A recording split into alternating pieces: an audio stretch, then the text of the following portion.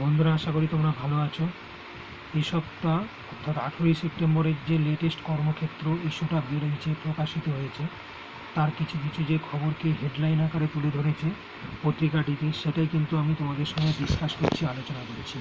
প্রথমত দেখো, পূর্ব rail 3115 Ted অ্যাপ্রেন্টিসের একটা খবরকে বড় করে হেডলাইন করেছে।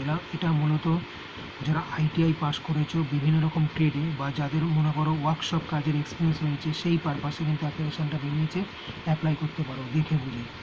State bank of India 1504 specialist officer recruitment একটা খবরকে বড় করে হেডিং করেছে। মূলত টেকনিক্যাল যে ধরনের ডিপার্টমেন্টগুলো হয় ব্যাংকিং, সেইগুলোতে এগুলো অ্যাপ্লাই করা যাবে। আর একটা হচ্ছে ইন্দো তিব্বত বর্ডার পুলিশ ফোর্স আইটিবিপির 545 জন ড্রাইভার রিক্রুটমেন্টের একটা খবর প্রকাশ করা হয়েছে। এটাতেও তোমরা দেখে বুঝে অ্যাপ্লাই করতে পারো। নেক্সট একটা উত্তর মধ্য রেলে 1679 টেড অ্যাপ্রেন্টিসের একটা খবরকে বড় করে প্রকাশ করা হয়েছে। এটাও তোমরা দেখে বুঝে অ্যাপ্লাই করতে পারো। মন্ত্রিসভার সচিবালয়ে 160 ডেপুটি ফিল্ড অফিসার একটা রিক্রুটমেন্টের খবর বেরিয়েছে, কিন্তু যদিও এই খবরটা বেরোলেও এটা কিন্তু গেট পরীক্ষা যারা পাশ করে রয়েছে তারাই অ্যাপ্লাই করবে।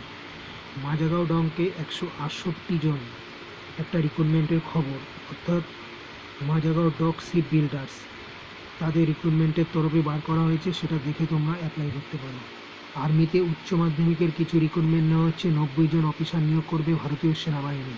নিয়োগ হবে পার্মানেন্ট কমিশনে।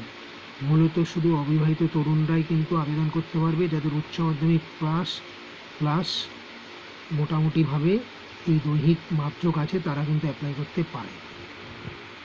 তোমরা চ্যানেলটা দেখো, লাইক করো, কমেন্ট করো এবং অবশ্যই সাবস্ক্রাইব করো। ধন্যবাদ।